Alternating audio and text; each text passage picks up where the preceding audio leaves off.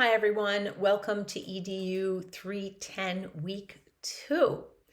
This week we're going to be looking at a couple of different topics. The first one is going to be developmentally appropriate environments. So what I would like you to do is to read chapter 7 about designing developmentally appropriate environments both inside and outdoors. Remembering that outdoors is a part of the learning environment and part of an extension of the classroom.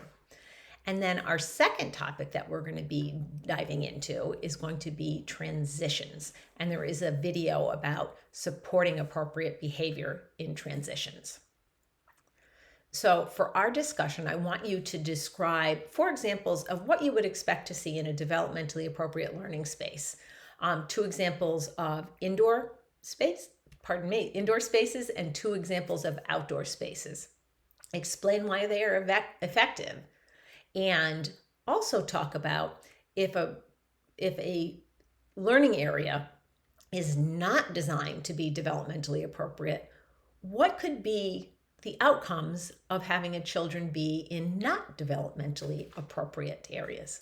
Make sure that you ask a couple of questions of your classmates for them to respond to. And also be sure that you use references and in-text citations to make connections, explicit connections, to the course learning materials and any other research you may have done.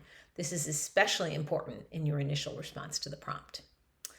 Then we're going to turn our attention to transitions. We know that transitions take up a large amount of time in an early childhood classroom, typically more time than we even realize. So how can we take that time and make sure that children are getting everything that they need out of it, and it doesn't turn into a time where you're spending all that time managing behaviors during transitions. So I want you to do either a paper or a presentation with a voiceover. Remember, if you do a presentation, it must have a voiceover. I'm expecting a brief paper, brief presentation, 4 to 6 minutes at most with the presentation.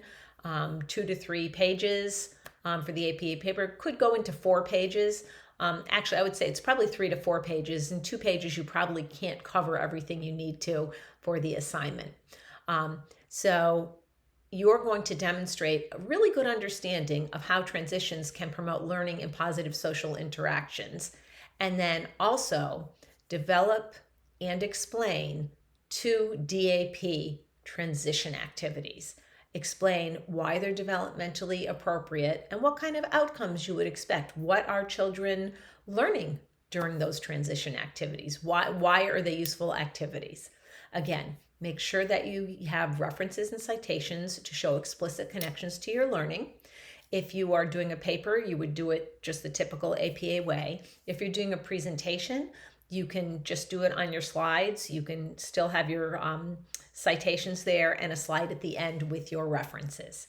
If you have any questions, feel free to reach out. Otherwise, I'm really looking forward to our discussion. I'm looking forward to reading your papers or your presentations. And I forgot to mention that for your discussion, if you want to do a video like I'm doing this video for you, feel free to do that as well. Just make sure you include your references and citations. You can put them right underneath the video if you want.